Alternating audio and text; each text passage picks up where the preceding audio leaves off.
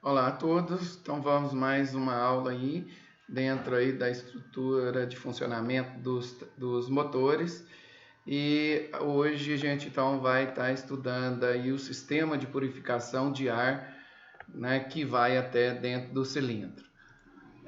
Na última aula aí a gente viu a parte do sistema de arrefecimento, então agora no sistema de purificação de ar, a gente vai estar estudando como que esse ar, né, que está o ar da atmosfera, né, ele chega até dentro do cilindro, né? Então esse ar é o que leva o oxigênio para que ocorra a reação do oxigênio com o combustível, que é o que nós chamamos de combustão. E esse ar precisa chegar aqui de maneira que tem engrenagem, de maneira que não leve nenhuma sujeira que possa provocar algum problema, algum desgaste aqui. Então, para esse ar sair daqui e entrar aqui, ele tem que passar por algum sistema de filtragem. Aqui tem alguns modelos de filtro, né, que nós vamos ver um pouco mais de detalhe. E nós vamos ver que ele pode chegar aqui dentro de uma maneira aspirada, que é os motores aspirados, onde eu passo pelo filtro, quem puxa esse ar é o próprio cilindro. E nós vamos ver também um outro sistema, onde esse ar, para chegar aqui, ele passa pelo filtro, mas ele vai ser comprimido, existe uma bomba que pressiona ele até chegar aqui dentro, né? Que nós vamos ver que a diferença entre um e o outro. Aqui, na verdade, se o espaço aqui é de 1 litro, ele succiona, teoricamente, eu tenho 1 litro de ar. E aqui, se tem o mesmo cilindro do mesmo tamanho, eu posso colocar ele puxaria pressão atmosférica 1. Se eu coloco 2 pressão atmosférica aqui, ou 2 atm de pressão, eu coloco num litro, 2 litros, 3 litros de ar, né? Ou seja, eu posso dobrar a quantidade de oxigênio nesse mesmo cilindro aqui, né? Então a gente vai estar estudando esse sistema e esse sistema aqui. O ar depois simplesmente escapa pelo outro lado ali. Então, dentro desse sistema de purificação, aqui dentro desse, aqui nos tratores, normalmente que nos tratores a gente tem problema, a gente trabalha na poeira e tudo, esse sistema tem que ser bastante eficiente. Nós trabalhamos com os filtros bem grandes. Normalmente esses filtros são compostos por 2 elementos, né? De elementos filtrantes, um interno e um externo, tá? Então, normalmente um fica sobreposto ao outro. Então, normalmente o ar entra por aqui, aí ele vai ter que passar pelo primeiro elemento filtrante, que é um elemento filtrante mais grosseiro, né? Para passar mais a sujeira maior. Aquela sujeira que bater aqui, normalmente ela pode cair, ela vai acumular aqui dentro desse filtro, dessa carcaça, né? E normalmente nessa carcaça, como ela acumula aqui no final, a gente tem aqui uma válvula que normalmente ela tem uma certa declividade aqui. Então essa sujeira que acumula aqui dentro, ela desce por declividade e a gente pode eliminar ela todos os dias ou até mais de uma vez ao dia, se você estiver trabalhando num lugar que tenha muita poeira. Então aquele excesso aqui a gente vai lá, a gente chama isso aqui um bico de papo, é um material que você aperta, ele abre uma boquinha aqui e o excesso de areia, alguma coisa que porventura entrou aqui, sai. E aqui seguraria aquela poeira que às vezes gruda nele aqui. Passando por esse primeiro elemento, ele teria um segundo elemento, já um filtro mais fino, tá?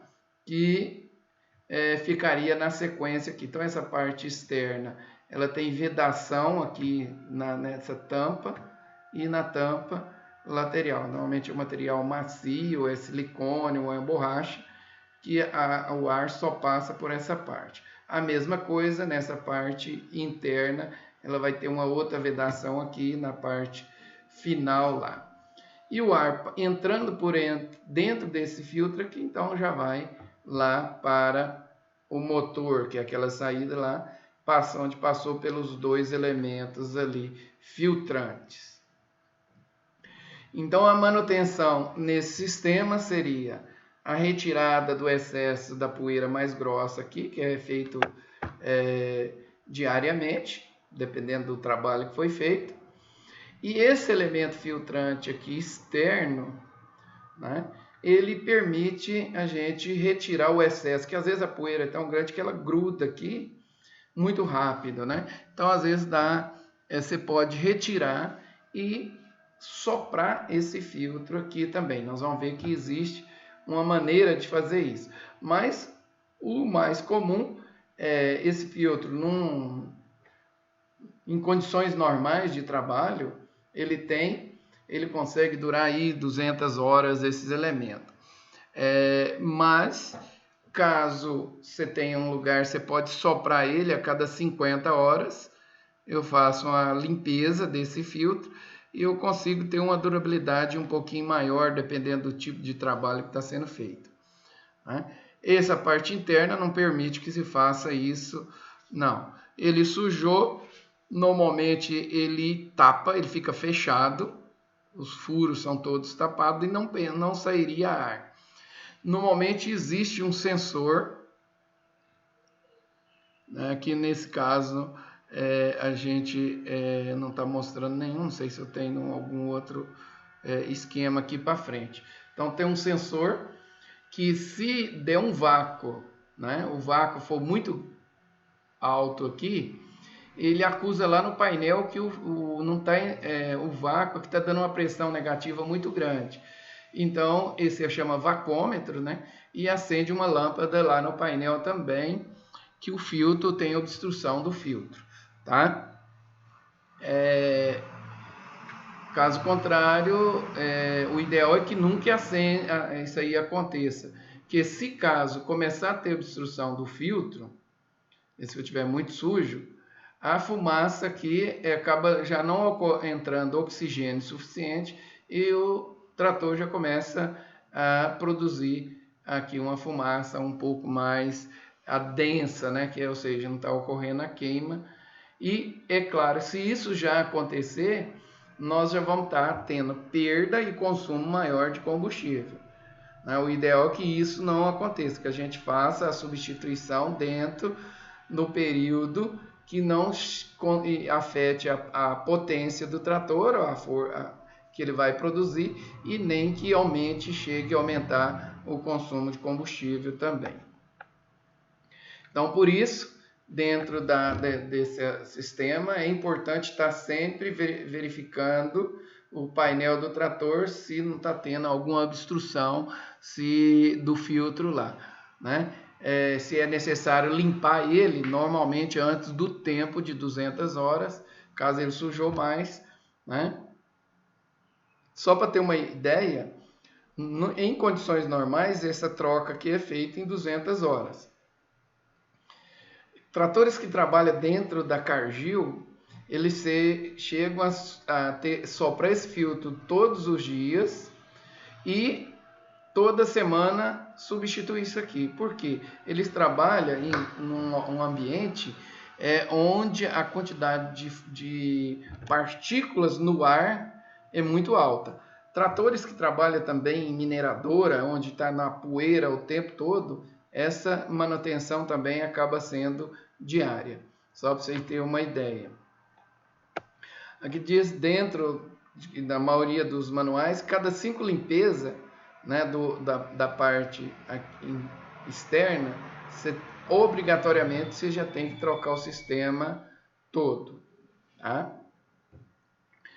Essa limpeza desse elemento externo, ela acontece que como que o ar entra de fora para dentro, ela fica do lado de fora. Então você põe um jato de ar dentro, só que esse jato de ar não pode ter uma força muito grande, que isso aqui a maior parte são de papelão, e esse filtro, se você colocar um ar muito forte aqui, né, no máximo 5 bares, né, que daria 75 litros, porque mais do que isso rasgaria esse filtro. Você acha que está fazendo uma coisa boa, ele fura o seu filtro. Uma outra coisa que é importante ser feita, você colocar uma lâmpada aqui dentro e girar ele, depois que você limpou ele, né? Para você ver se não tem algum rasgo, né? Com a lâmpada você gira, vai olhando, né? E você vê se tem algum furo maior. Outra coisa também é importante, antes de você soprar, que bata esse filtro na mão, não numa superfície dura, para tirar o excesso de poeira, para depois você soprar. Porque na hora que você soprar aqui, essa poeira você fica todo sujo, né?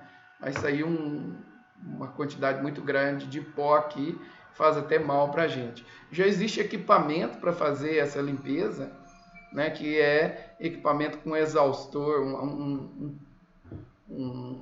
vamos dizer assim, um tanque, né, com uma ventoinha que faz a sucção retirando isso aí. Ok? Então, isso aqui é a manutenção do filtro. Então, se tiver... outra coisa importante, esse retentor aqui, né, ele tem que ser...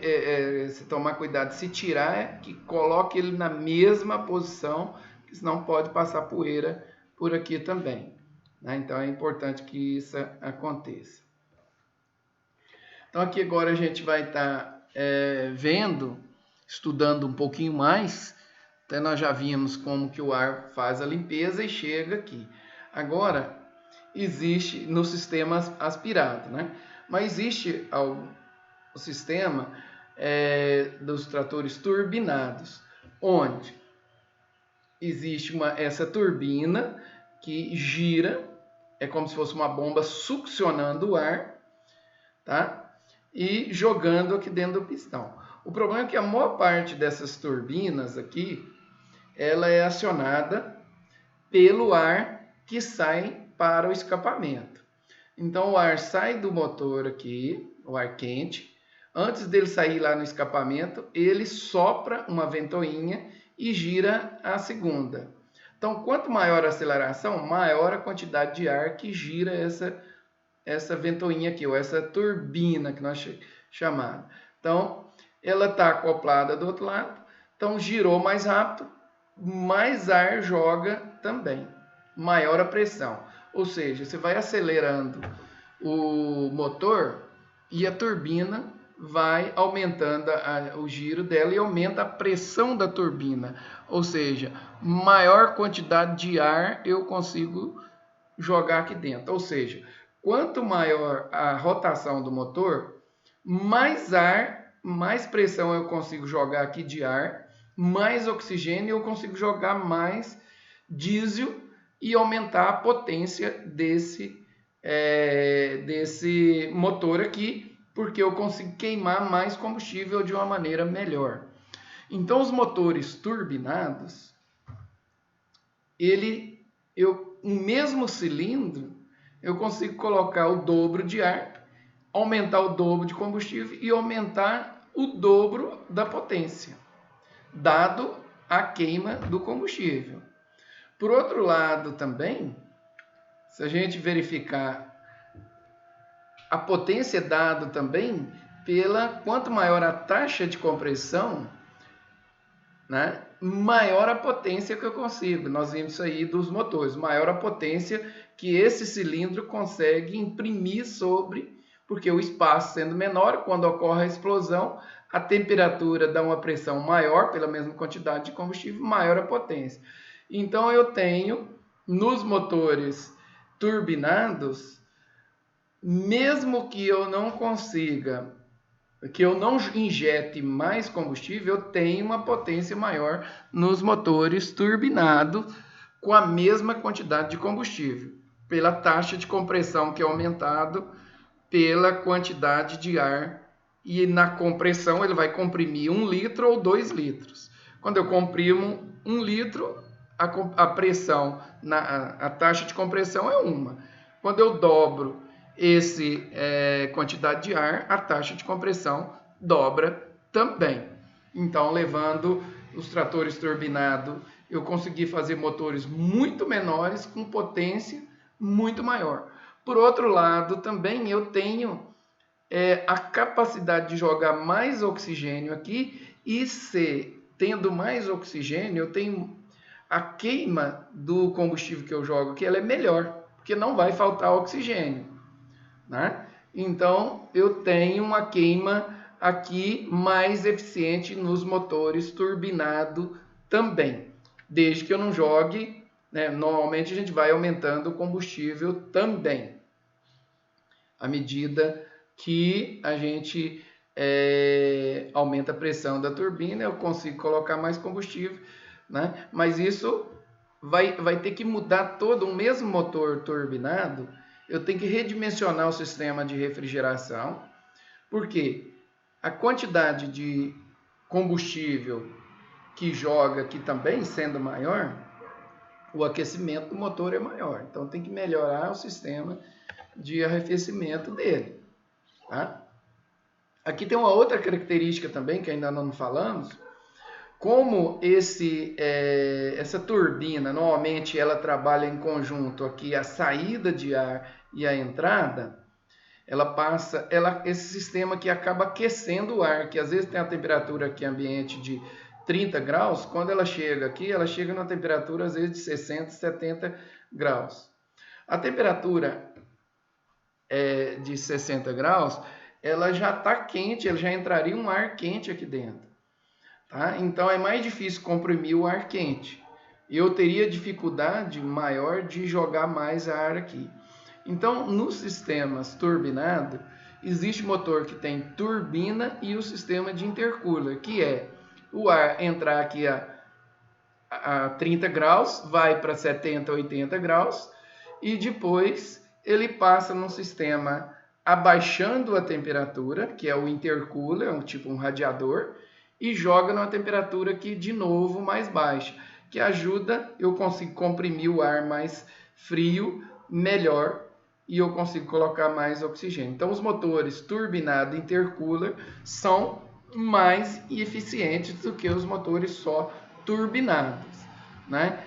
Dado essa capacidade de eu reduzir, baixar a temperatura para jogar uma temperatura. E ajuda até no resfriamento do sistema aqui. Quanto mais eficiente o sistema intercooler, né, ou de reduzir essa temperatura, melhor. Aqui é só mostrando, então, dado a mesma taxa de compressão, mas se eu estiver comprimindo 1 litro ou 2 litros, a potência do motor muda também. Aqui um esquema desse motor turbo, um desenho mais próximo da realidade de uma turbina, como que ela funciona. Então sai aqui do cilindro o ar que vai para o escapamento, gira a turbina e vai para o escapamento. E do outro lado vem o ar que passou pelo filtro, né? Passa pela turbina, pelo intercooler e entra do outro lado do motor com a temperatura mais baixa. Aqui um detalhe da turbina. Nós temos vários modelos de turbina. Essa aqui é a mais simples, mas nós temos turbinas do tipo helicoide, nós temos turbina dupla, que é o seguinte: quando eu pego o motor em marcha lenta, o ar que passa aqui não consegue girar essa turbina aqui. Então ele passa por aqui, mas não tem força mecânica quando o motor está em baixa rotação. Ou seja, o motor não consegue acionar a turbina em baixa rotação.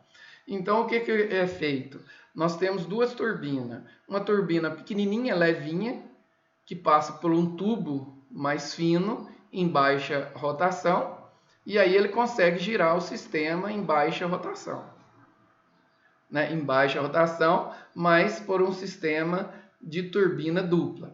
Quando à medida que vai aumentando a rotação, ele passa uma segunda turbina, que aí eu tenho fluxo de ar para encher essa turbina e realmente girar isso aqui numa rotação maior, tá? Então nós temos o sistema muito mais eficiente quando eu tenho essa turbina dupla. No caso, no Brasil nós temos só a Amarok que tem esse sistema. As outras, então, em baixa rotação, ele acaba a turbina não enchendo o suficiente. Então você teria que acelerar, aí você sente o motor, né, que o motor encheu, né, eles falam encheu a turbina, que o motor também aumenta, dobra a potência, né, porque ele começa a conseguir girar essa turbina. Mas os motores hoje, né, já estão trabalhando todos, a ideia é vir com pelo menos, não sendo dupla, mas uma turbina helicoidal, que o sistema vai abrindo ele vai afinando a turbina, ele funciona numa parte, depois vai enchendo a turbina e consegue funcionar também de maneira eficiente em baixa e em alta rotação, tá? Então a turbina, então a tendência é todos os veículos, né, serem turbinados, que vai ser mais econômico, mais eficiente, tá? No entanto, essas turbinas acabam sendo um custo.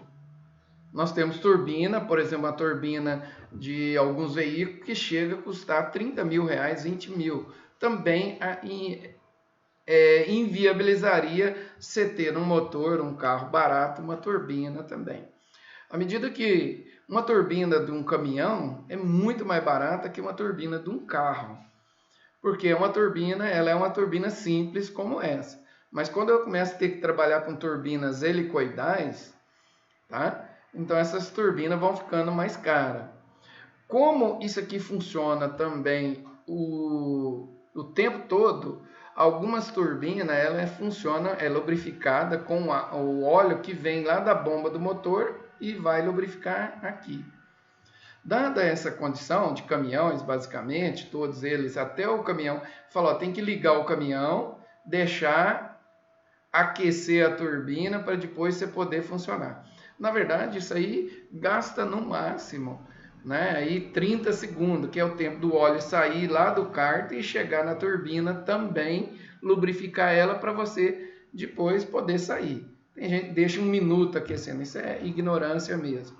Não existe essa necessidade de ficar.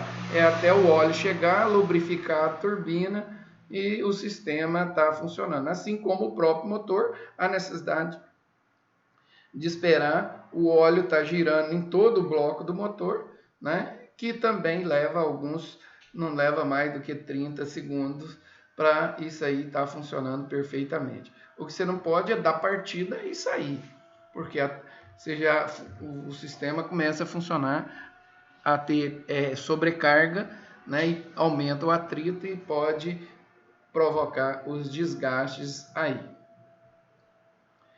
Aqui só mostrando essa questão da temperatura aqui do